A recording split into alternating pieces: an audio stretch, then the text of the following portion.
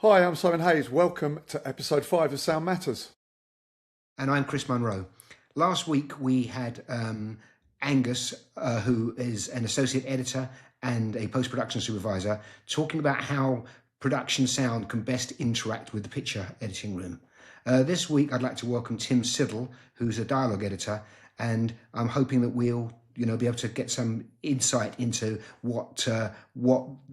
how we can best collaborate with the sound editors. Welcome, Tim. Thank you very much for having me, guys. It's a pleasure. Tim, let's kick off with a question that I think is really important. My own perspective on this is that things have changed, but obviously this is your world, your forte. So my first question for you is, how have things changed in the dialogue editing world in the last 5 years? Well, I think it's a great question and a great place to start. Like everyone's industries, things are evolving all the time. Same for you guys in the recording side of sound, and definitely the last 5 years, the kind of workflow for dialogue editing has changed a lot from where we were previously. I'd say kind of like the main thing that has changed dramatically in the last 5 years, aside from all the new plugins for cleaning up and those kind of tools, which are all great, and I'm sure we'll talk about later.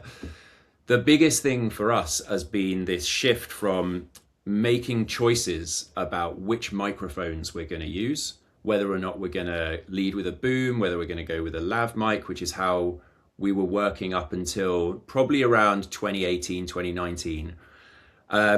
And the idea of using both mics at the same time was very difficult due to phase alignment, and it was very time consuming. It was something that we would do in somewhat exceptional circumstances where we really needed them to work together. But there have been new tools that have come out since around 2018, 2019 that have allowed us to use both of those mics very quickly and very easily at the same time. And that's enabled us to create sound that's just much cleaner, much fuller. We're able to utilize the frequency responses of both those microphones and get the best result by mixing them together as best as we possibly can. So for us, the workflow has gone from being a process of kind of working with your tracks and kind of picking out the best bits, the things that work best for us, to trying to present everything that you guys do in the best possible way, so that we can create a situation for the re-recording mixer where they may have a little bit more work to do in terms of working with these mics, and they yet may still make decisions on whether to go with booms or to go with lav mics. But ultimately, most of the time now, we're kind of running with both of those microphones in tandem, and and the sound that we're getting out of that is much better than we used to get, much less compromised. And it also means we don't have the challenge of, we've got a scene which is great on a boom throughout, but there's one line which was a wide shot which we don't have a boom for, and there's always a challenge cutting across to a lav mic in that scenario. So that's kind of been the biggest thing for us, is we're able to blend the two, and we're able to get the best results out of everything that you guys give us, which is really great. I wonder if you might comment on how helpful it is for us to record the offlines. Most of us now try to record everything, including all off-screen lines. How much does that help you? Yeah, I mean, look, from my point of view, I think the more you guys record, the more we have to play with. Ultimately, it's just something. When you say offlines, presumably you're meaning if we're like on camera with one actor, but we've got the other actor is not on camera, but they're feeding off-screen lines. Yeah, exactly. I mean, 100% essential, because I mean, firstly, it's there's a case of, you could have a performance where they say one thing in one shot, in one slate, they say a slightly different thing in the other slate, and the other actor reacts slightly differently. It's 100% essential that we have all of those takes. And for a picture editor as well, they just want the most to play with, the most different performances. I mean, for some of the productions that I've done with Simon, as you'll probably attest to, things can slightly go off script sometimes. We can end up saying completely different lines in one slate to one that we had to what was written in the script. So we have to definitely have all of those things captured. It's really important to us, and a good question, thanks. And Tim, is it helpful if that? Sorry. So I'm just to continue on the same question. And is it helpful if we recorded those off-screen lines on booms, on radios, or both? Yeah, I think like I was attesting to before, I think the more that we get, the more, more we have. I kind of treat like anything that anyone's saying being recorded.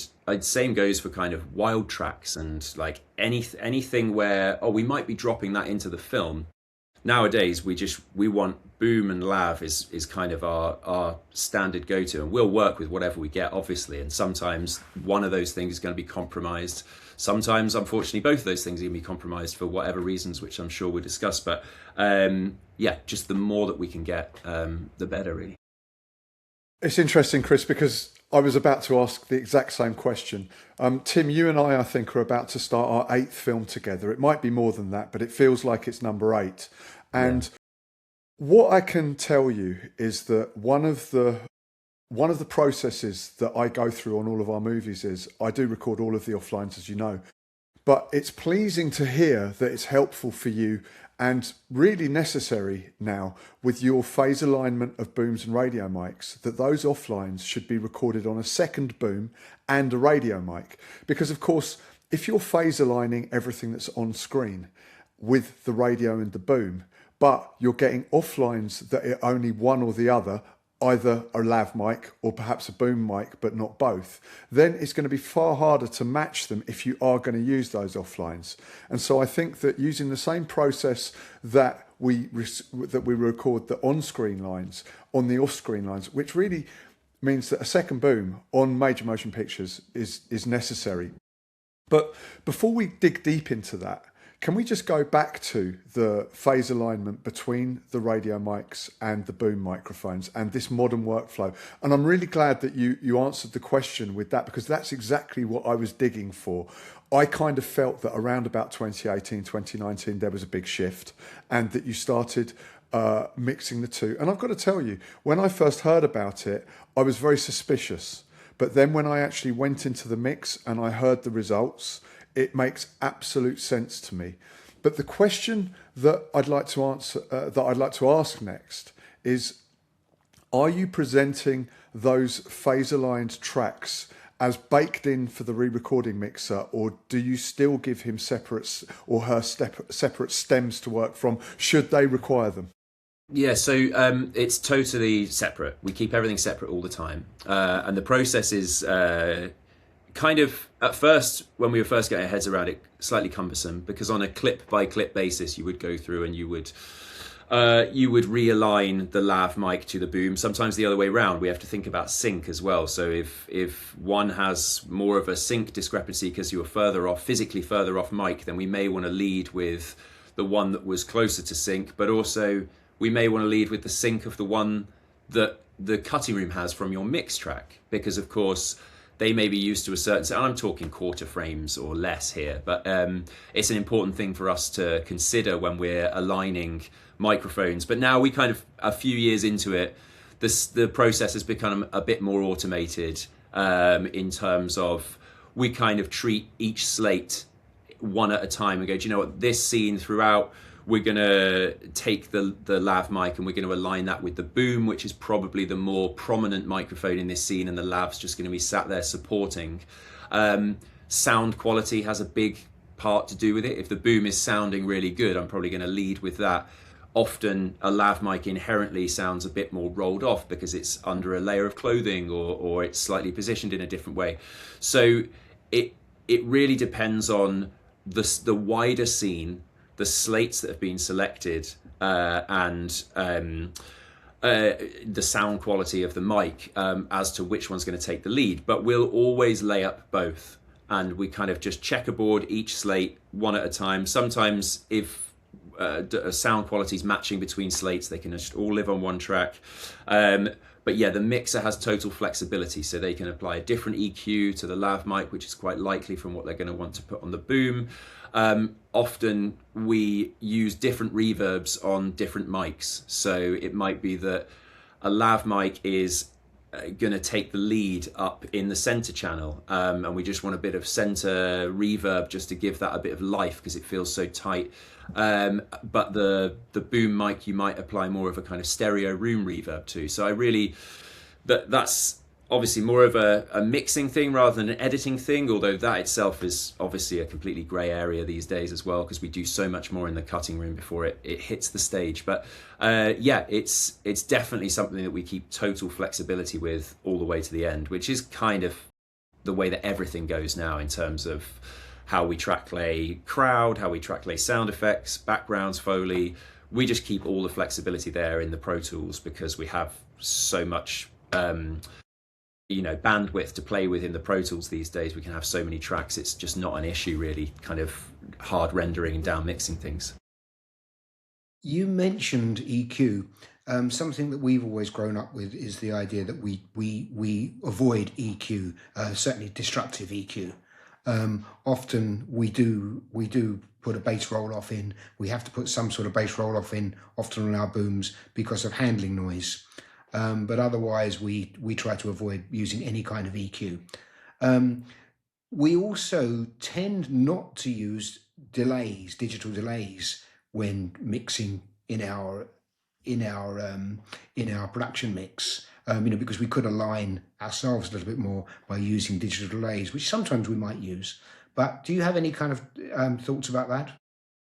I think any kind of like baked in thing your side is it can cause issues for us, and I would pretty much avoid it. And I think you guys have delivered sound to me many times, and it's always wonderful. And I think that's exactly the right thing to do. Like part of the process as well, and this is also down to communication, which is another thing I'd love to chat more about. But if something is burnt into a file and we don't know what process it was, and especially if there's no way to undo it, it can cause challenges further down the road. And I think we have so much more time and flexibility to spend on solving problems or doing the phase alignment thing that we've spoken about, that it's just probably more worthwhile us handling that process rather than you guys trying to kind of do it in amongst all of the other jobs that you have going on set and the other things that you have to consider. So I'm definitely happy to kind of stay clear of EQ and things. Obviously, mix track aside, which is something that you are delivering to the cutting room, obviously to us as well, but we tend not to use it unless we really kind of have to, or it is for some reason doing something that we can't do in the ISOs. I'd say that's totally fine to fill your boots with that kind of thing and make it sound as sweet as possible for the cutting room. But for our main kind of expanded ISO tracks, individual booms, individual labs, then keeping them free of any EQ and processing is definitely good for us. Or if you are doing that, supplying a version as well that is free of processing so that we have an option to use either or. I've got a specific lav question for you, Tim, seeing as you're here, and it's something that I've been wrestling with for a number of years, and I'd love to get your perspective on it.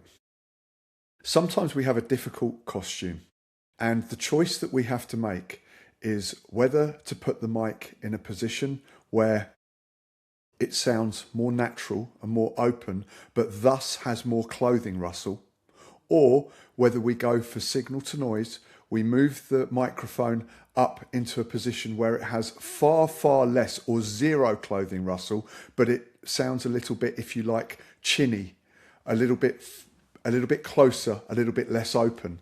Now, I'm going to put my cards on the table. I go for the signal to noise.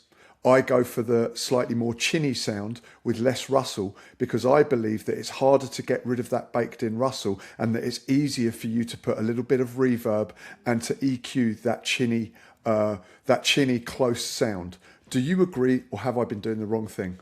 Yeah, I 100% agree. I think Rustle and Rustle comes in many forms. It's getting very Dialogue Editor geeky here, but you can get like a slow, steady, like cloth rustle, which is not too bad to get out, or you could get a clicky, horrible, transient kind of rustle. So let's think about that in real terms. So if someone's wearing a silk costume or something like that, it's going to be quite light. It's going to be like smooth rustles. If it's someone wearing a sequin dress, then it's going to be little things clicking against each other. It's going to be really, really hard work to get that kind of stuff out. Kind of going into what I was talking about before, noise reduction and how that's changed. I mean, we have tools that are de-rustling tools. We have things that are de-hums, de-noising, de-everything these days.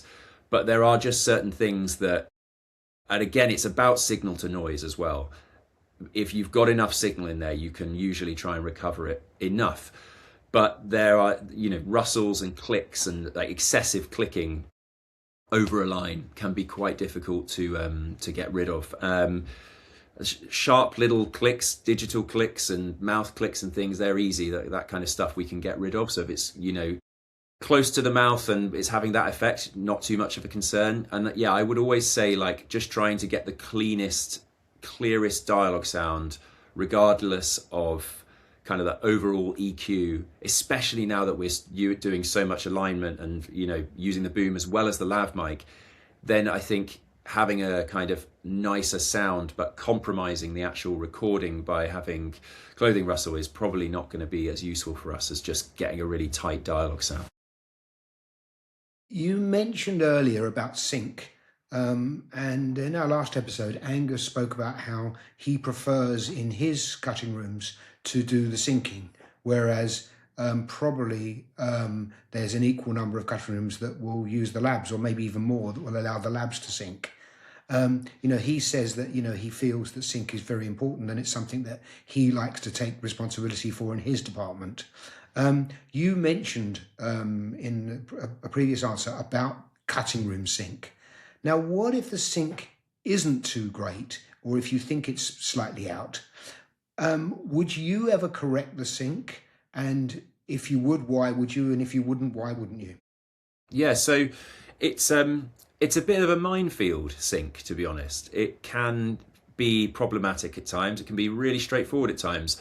I'd say these days it's a lot easier than it has been in the past, especially now that we're most of the time working in a digital world of digital cameras and sound that's got all the correct metadata stamped into it, and that makes our life easier because we have a kind of technological kind of point that we can look at and go, right, the camera says the sync was this frame, the sound says the sync was this frame, let's marry those two together. So most of the time what we receive is already in that domain, be that whether or not it's gone through the lab or gone through the cutting room and been done manually. There can be some settings in Avid which, if they're not turned on when it's done manually, can cause us problems. So that was probably about 4 or 5 years ago. That was fixed by Avid, but not always is that particular setting turned on. Can I just jump in? Can I just jump in very quickly, Tim? Because this is something that Chris and I have done a lot of talking about. Are you talking about the interleaving setting where when we open and close, disarm and arm tracks, that Avid keeps those track numbers and carries the metadata across rather than bouncing those radio mic tracks up a number so they're all over the place? So that is a slightly... are you talking about channel layouts in terms of it's renaming stuff? So that is a different issue to what I'm talking about, right, but okay. That is another slightly confusing thing that I don't know if that's Avid or ingest software or whichever piece of software is being used to line up the rushes, but there's that one where it just goes, you have used 23 channels of audio, so I'm going to call them 1 to 23. Then when we get the sound from you, you've actually used a 32 track recorder and it's not, you've not used them all kind of just going up one at a time. So that is an issue. It doesn't really cause a problem for us because we know whether we look at the metadata for what the channel's been called rather than going off what the channel number is. So I'm the channel number itself is largely irrelevant to me. I'll just look at the actual naming metadata that you guys have used. And we don't really look at what it looks like in the Avid because we never use the ISOs in the Avid. We just grab whatever they supply to us in the EDL or the AAF, which allows us to conform back to your original WAV files. Now, the problem I was talking about was one to do with subframe alignment. So there are certain recorders that will only drop in on an exact frame edge, but I think most of the higher end recorders are just sample based. So they're going to drop in at the exact moment that you press record. That might by chance be on an exact frame edge, but most likely it's going to be somewhere in between the edges of a frame of film. So when Avid pulls that in, it has two ways of doing it. One is with subframe alignment, and that should be on. And that will go, I can see that this file has been pulled in and it doesn't start on a whole frame edge. So I'm going to put that file in the correct place in between a frame and pad the actual audio file with some silence because it works in whole frames. And now this may have changed in Avid in the last kind of year or so, but this is my understanding of how it works. But the other option that it does, which is the older way, is it takes an audio file which started at, say, halfway through a frame, and it just spots it to the nearest whole frame, which at worst could be pushing it half a frame out of sync. So what the cutting room may be living with throughout their cutting copy process until we feed them new sound is dialogue that's up to half a frame out either way. So we hope as dialogue editors that option has been turned on in the Avid and that we don't have to deal with this problem anymore. It's something that we used to have to do for every production that we worked on. But nowadays, if that setting's on, everything just comes in, lines up beautifully in sync, and everything's all right. But then, even then, there are slight sync discrepancies with something technically was a little bit out, or that line's just been moved a frame out of sync in the Avid somewhere. There's all kinds of sync things that we can kind of get lost in, and usually by the end of the process we've done a full kind of sync pass just to check that everything is exactly as we're going to want it for the final show. We've touched on how useful it is to use two booms to record the offlines as well as a lav on the offlines. Could you tell us just generally across a picture how helpful it is for you to have two good boom tracks? Well, I'm very lucky that I get to deal with your sound quite a lot, Simon, and I do get to have two booms and have become really used to having it because it makes such a difference. I mean, I think every time we approach a scene of dialogue, you have to just look at the whole scene and see what's going on before you really attack it too much. So let's say for a second we have a scene where we have two booms, two labs. There might be the odd shot where someone's off mic, like I was talking about before, on a wide shot or something like that.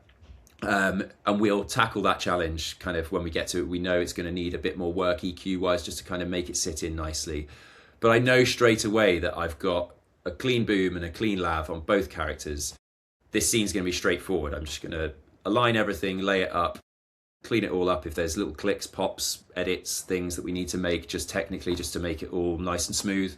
But it's going to be easy. Now, if we've got a scene that's just got one boom on it, we have to approach the whole thing slightly more differently. We're still going to kind of align everything and find the best bits that we can use from everything, but we might need to be a bit more creative about how we get from one character who might have a really good boom but a crackly radio on that, and we might need to just kind of have that boom sitting nicely in the whole scene but work the labs around it just so that we can get a nice smooth sound across the whole scene. But it is more of a challenge. It takes more time, and it ultimately will sound less consistent than if we'd had the same mics on the same, on all the different characters in the scene where possible. Obviously, it's easier to do that when there's a scene with only two people talking, and if there's more than two people talking and you've still only got two booms, we're going to run into the same kinds of issues.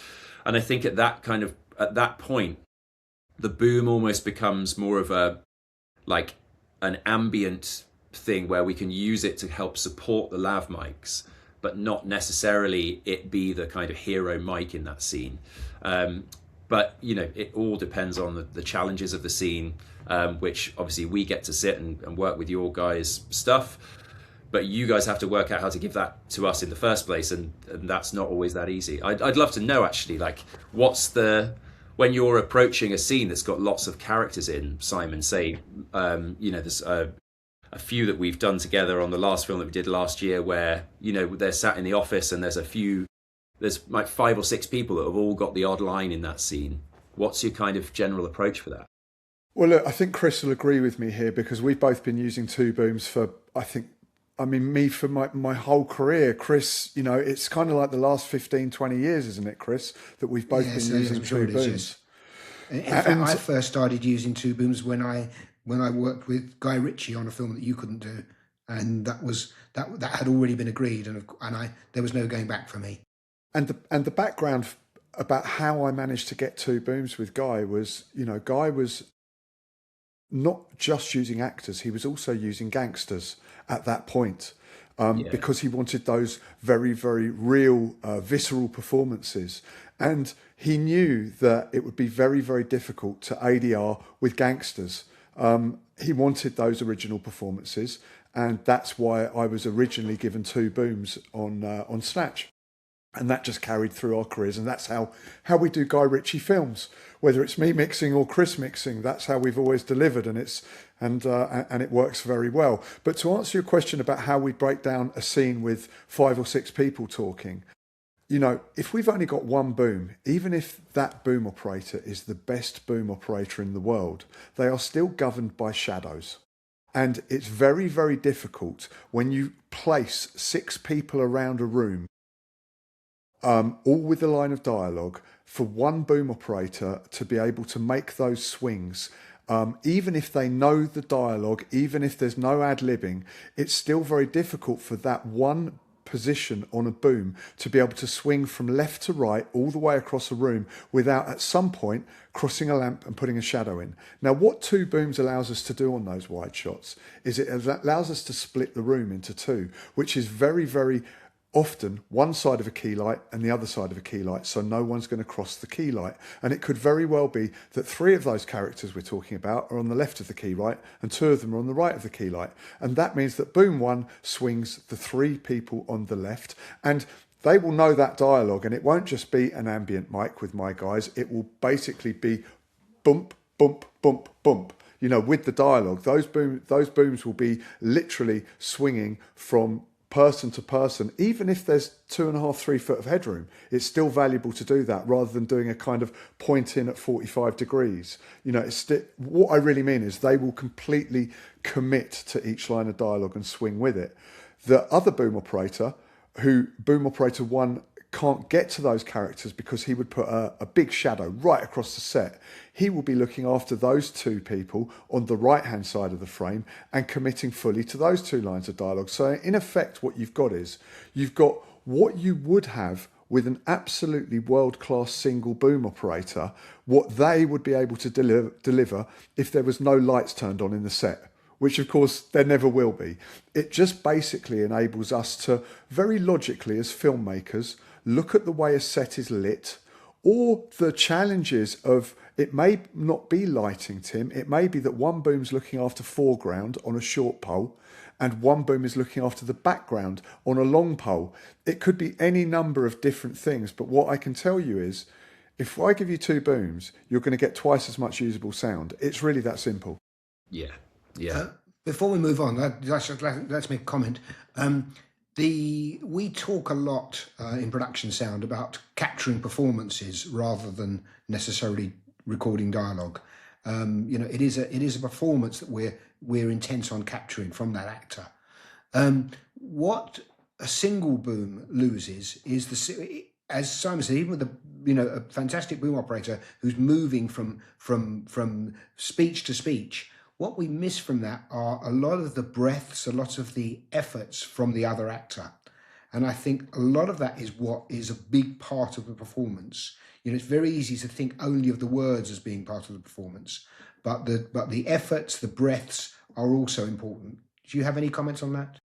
Yeah, absolutely, and I think you're totally right. Again, kind of scene dependent. If we're in a really busy scene and there's a lot going on, the kind of nuanced breaths maybe get lost, and they can be worried about less. But let's say we're in an emotional dialogue scene, two-hander, one person's getting quite upset. We're going to want to hear everything that they're performing, every little nuance, cry, breath, that kind of thing. We might want to continue that under the dialogue of the other person talking at the same time. We certainly want to have the flexibility to be able to do that kind of thing. We are constantly marking up for ADR breaths and efforts and things, because it is something that is hard to capture, and we don't always know whether we're going to use all of it. We often probably record a bit more than we need to, but it is something that we like to add to try and bring life to the film, to try and make it feel real, to put you with the characters. There are some really small things that we as humans do that say a lot without saying anything. That just little emotional noises that we make, and the more of those that we can pick up on set, the less we have to deal with it in ADR. And to be honest, the ones that they do on set, they sound 1,000 times better than the ones that we pick up in ADR, because they're really going for it on set. They're performing, they're there in the moment, and it's hard to necessarily recreate that as easily in ADR.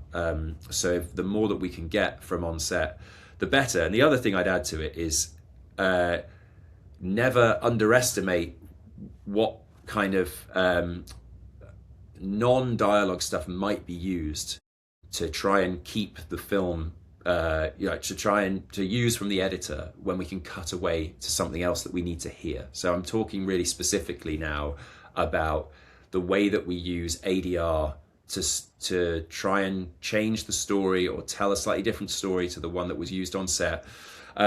And it's not something we do all the time, and we try and do it as little as possible, but there are always things with filmmaking where we have to use ADR for a creative process rather than a technical one.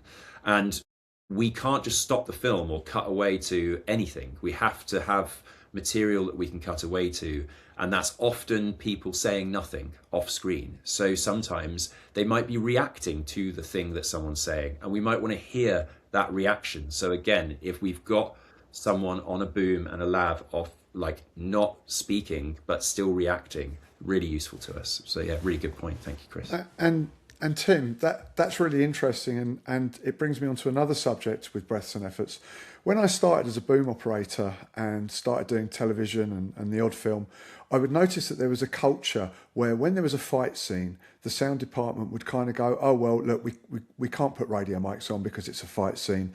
And of course, with a fight scene, you need direct action cuts. So that would be the day that certainly the second camera came in back in the day. But nowadays, the third and the fourth and the fifth camera come in. Now we're working digitally. And there was this traditional culture that you don't put radio mics on during a fight scene for safety, okay? And it's something that I've basically not listened to. It's something that I don't agree with. I think unless someone is actually going to fall onto their lower back, in which case we'll put it on their ankle, unless someone is going to be doing, a forward roll, of course, then we have to look logically at it. But if it's just, some people throwing punches, I've always insisted that we keep the radio mics on, because I believe that there is something within those breaths and efforts on those lav tracks, especially because the booms are not going to get close. And there will be some cameras doing very long lens close-up coverage, but there will be other cameras getting direct action cuts that have got 6 foot of headroom. So in effect, the boom really is getting a kind of atmospheric guide track. And so those lav tracks, I feel, are gold dust for you. Do you agree with that?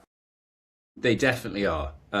Like real action fight sequences where we have people actually going through those physical moments, those efforts will sound 10 times more convincing than anything that we do in ADR. It's actor dependent, because some of them are amazing and they do incredible jobs at just coming in and recreating it, and they get very physical. But it's tough to make the sound that you make when someone's flipping you over a shoulder or punching you in the gut and you're physically moving like that. So my kind of starting point for any action sequence would be that we keep everything that we can from the production efforts, and we just bolster the odd one that we need some help with in ADR. There are other people that will sit and do a full pass of all the action scenes just to get the all the efforts that they can from an actor in ADR. But I would rather keep the ones that tie completely to the screen. Now, there's always going to be things like, we've got a stunt actor performing with our main actor, and actually they're making a lot of noise, and so we can't really use the efforts, and that would be a problem as well. But just the more close sounding stuff that we can get, the better. And there are just certain sounds and certain things that people do in the moment that are really hard to recreate if we don't get those on set. And so it's really useful to have those options. Tim, just going back to something that you mentioned earlier, when you start to conform your sound from the picture editor, you take an EDL from the picture editor, and you take the audio files from the editor. I tend to work recently in a slightly different way, because I'm using a lot more 32-bit float technology, and I'm using a lot of onboard recording. What I tend to do is to put all of my files onto a separate hard drive, which I pass to the sound editor at the end of shooting. So the sound editor will have actually everything that I've shot on a single hard drive. Is it practical for you to conform to that hard drive rather than conforming to the editorial files? Well, I mean, I would say that it is the hard, I mean, it's not so much the hard drive, but it is the files at the end of the day. So we would take both a 32-bit version if you've recorded it in that way, as well as the 24-bit version. And 32-bit's new to all of us, really. So I've probably only dealt with it now on two. I'm on one at the moment that's doing it. I've got another one coming up with you, Simon, that we've spoken about doing it.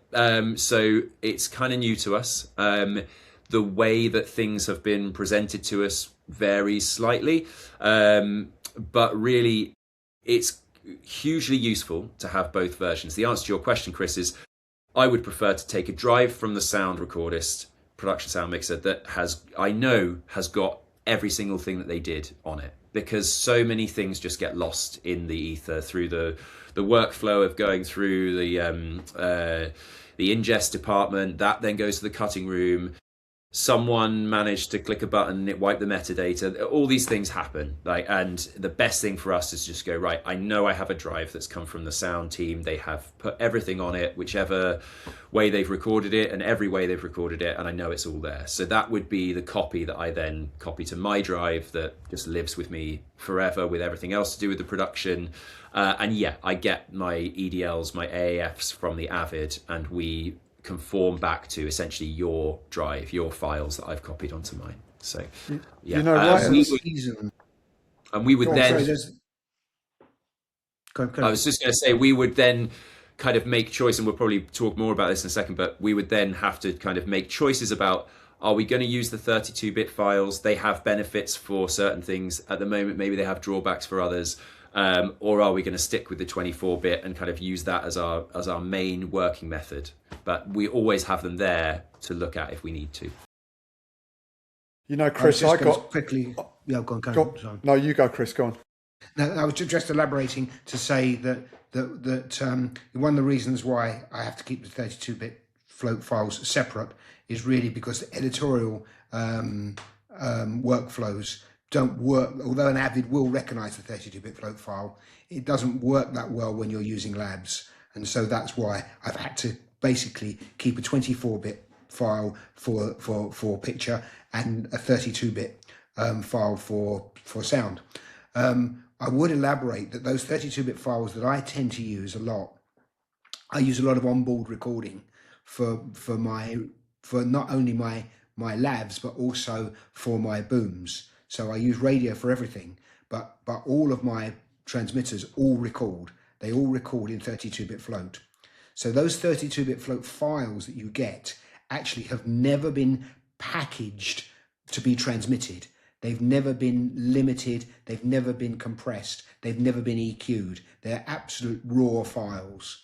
And that's the reason why they're put on a separate drive for you to use.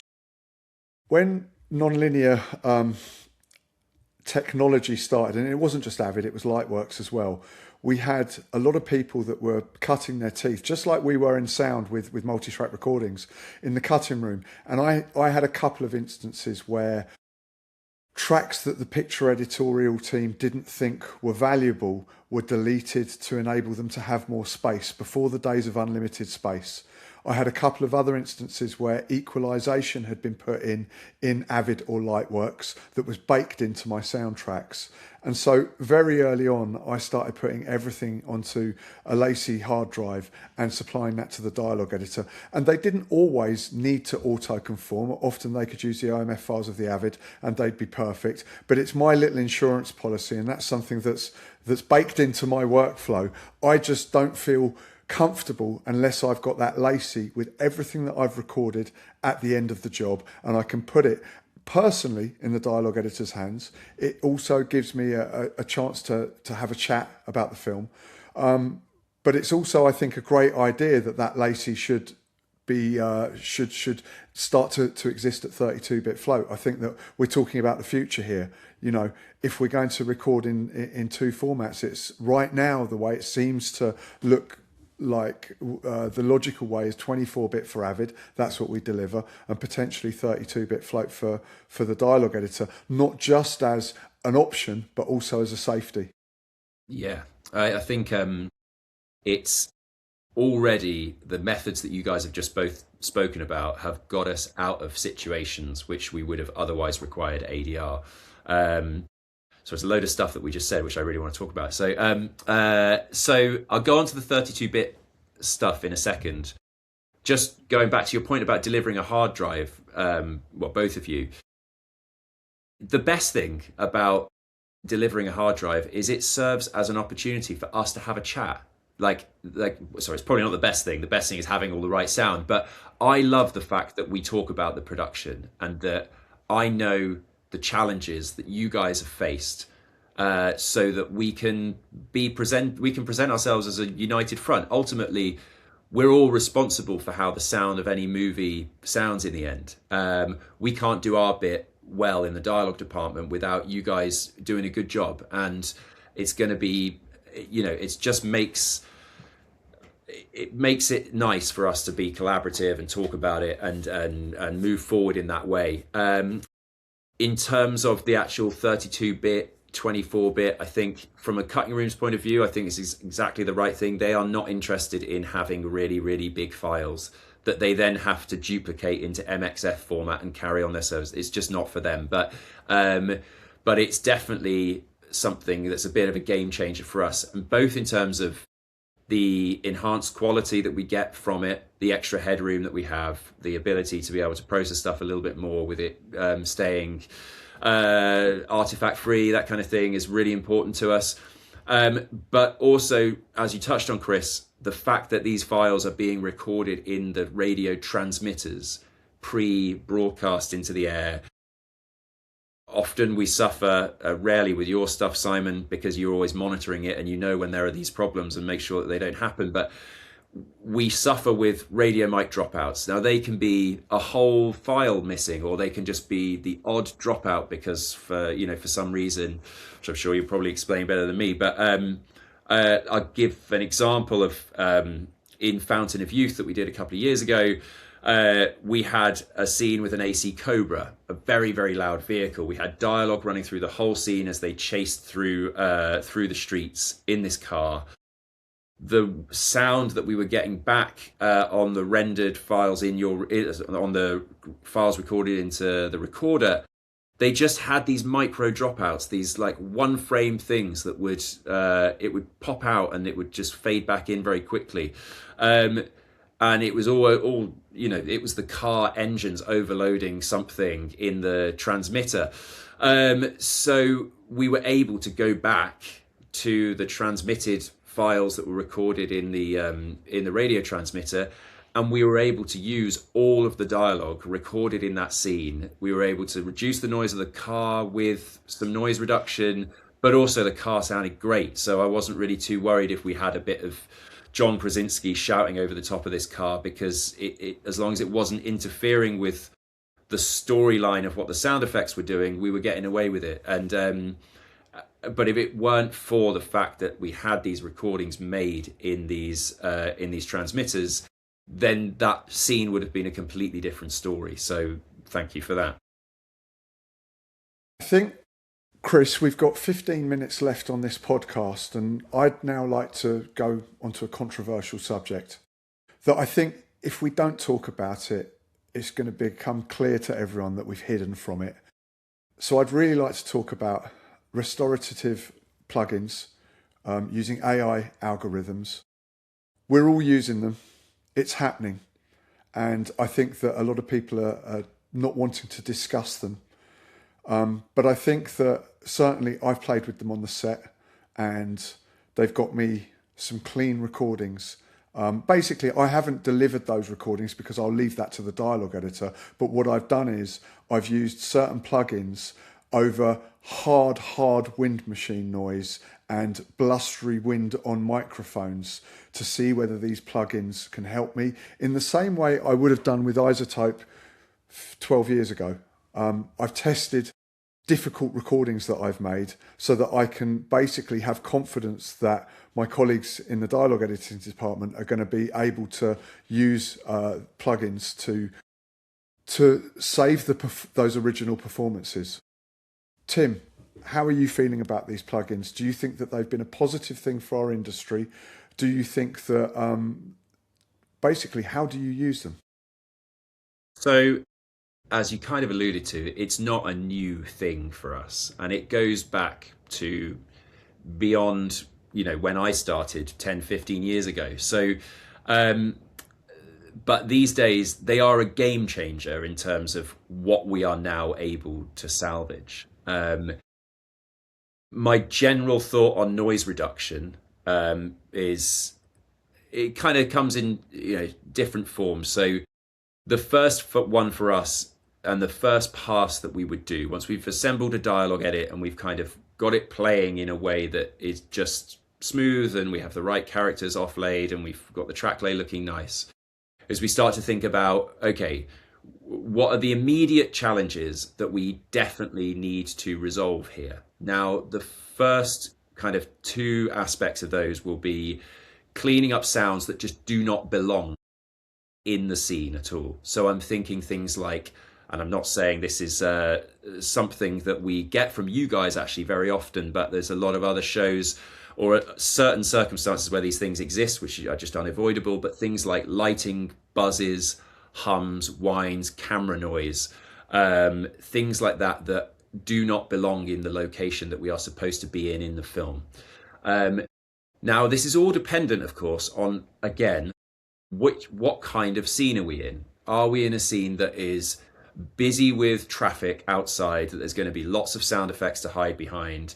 Are we, or are we in a quiet room with just two people talking, where we need, our job is to just present the dialogue, the breaths and efforts, the nuances of the performance, and we can't really get away with having anything else playing in the dialogue track. So the first pass for us is very, very technical, and it's very kind of going in on the minutiae, and that's what RX is for. That's what we've used it for years, getting these kind of very, very small things out that we narrow in on, and we try and affect the dialogue in the least possible way.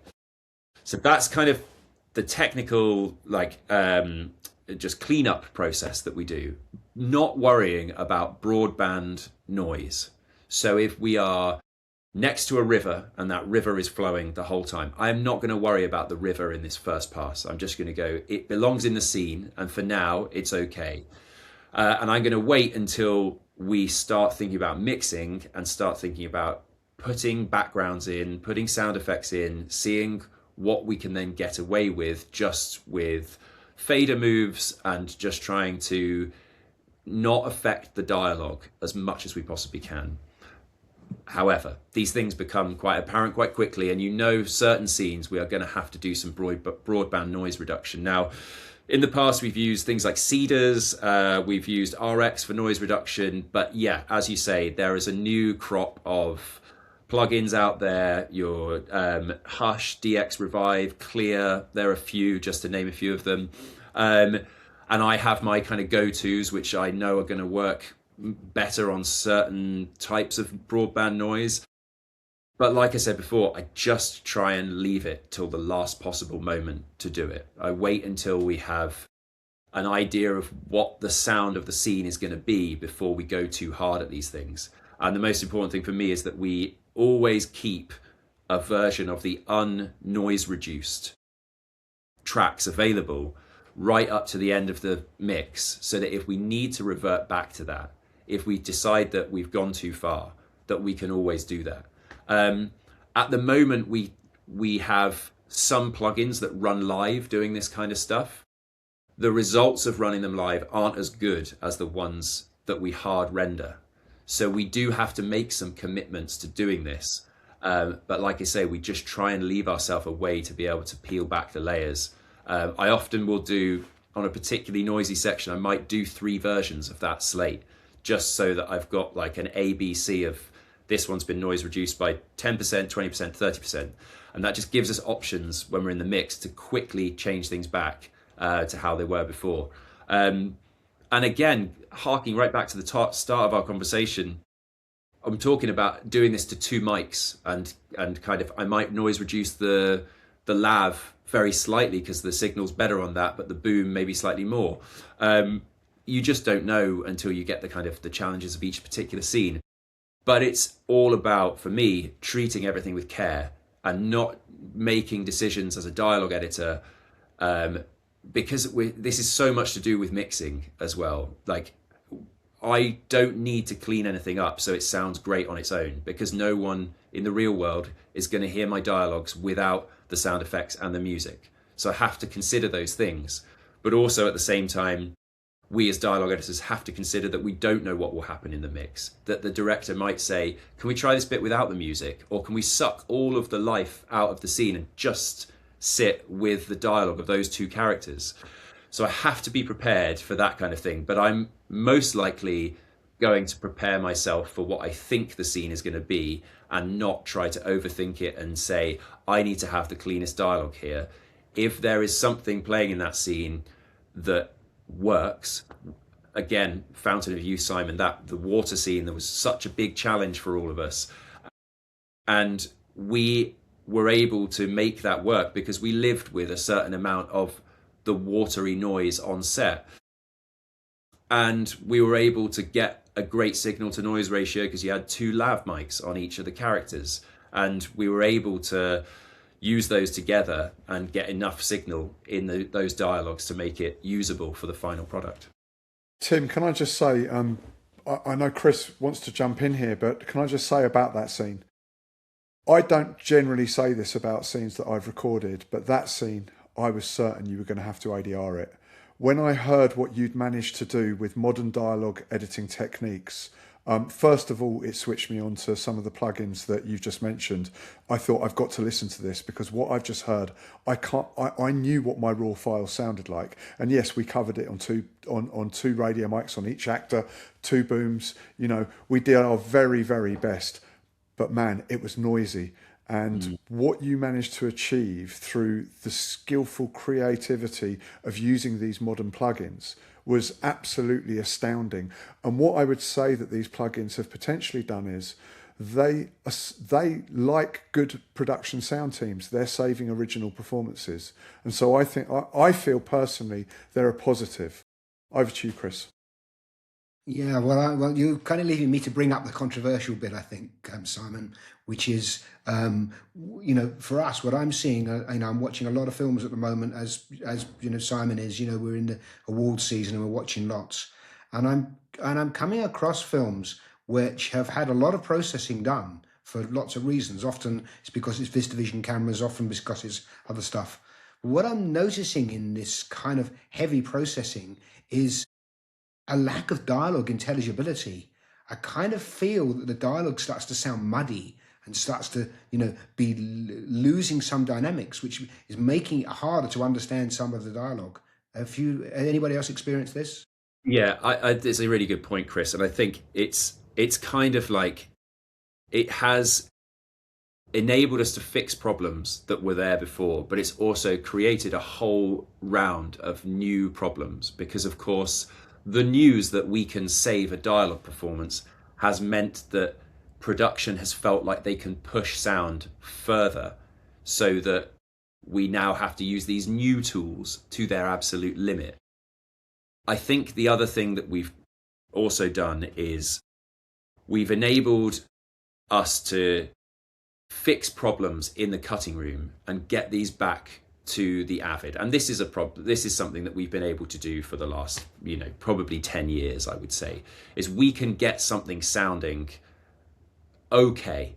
It's not good. It doesn't sound great when it's been processed to within an inch of its life, but we're able to make it intelligible to the director and the editor who have lived with these performances for the last however many months they've been working on the project in the cutting room. So they go, wow, the difference between the thing that we had before, which we'd given the sound department next to no chance to kind of get a good sound out of, these guys in the edit room, they've made it okay. We can hear what they're saying. But it's difficult when you're so used to already knowing what the performance is and you can't be objective about it, to know how it sounds in the final product for a first-time listener. And anyone who does get to listen to our work for the first time, I'm always really keen to say to them, right, was there anything you didn't understand? Because I don't get that opportunity to ask people that very much when we're working on a project. So if we have a screening and there are people that come in to watch the film, I'm always keen to know if they have any dialogue intelligibility problems, because maybe it's something that we do have time to address. Maybe there's an alt take, an alt word or something. But unfortunately, by and large, across the board throughout film and TV at the moment, we're facing more challenges from camera noise. I've been working on another show that has used a VistaVision camera, and it has been a big challenge. And we were able to make these recordings, which were very, very challenging for the sound recordist, intelligible, but it's used so much throughout the film that the idea of ADRing all of it is probably more of a challenge, and like it's going to be more impactful on the film than perhaps, and this is from the director's perspective, I mean, I imagine he thinks the idea of ADRing it would be a worse outcome than just living with slightly substandard dialogue sound. So, that's just kind of the way things are going now that we have better technology. We're just being given bigger challenges to fix, and as are you guys. Sadly, it seems that the person that suffers is actually the performer, because it's the performance that's lost. Well, Exactly. the other thing is, as you and I both know, when we're on the set, performers need it to be quiet so that they can operate at the correct volume with their voices to make their performances real. If they're having to boost their volume so that they can hear each other speak over whatever the background noise is, whether it's a noisy camera, whether it's a wind machine, then actually what we're doing is we're pulling them out of a real performance, and we are dictating the volume at which they perform because of the background noise we're presenting them with on the set. And that is the very antithesis of what we should be doing in supporting the absolute truth and reality of the way their character would be speaking, the volume they would be speaking at.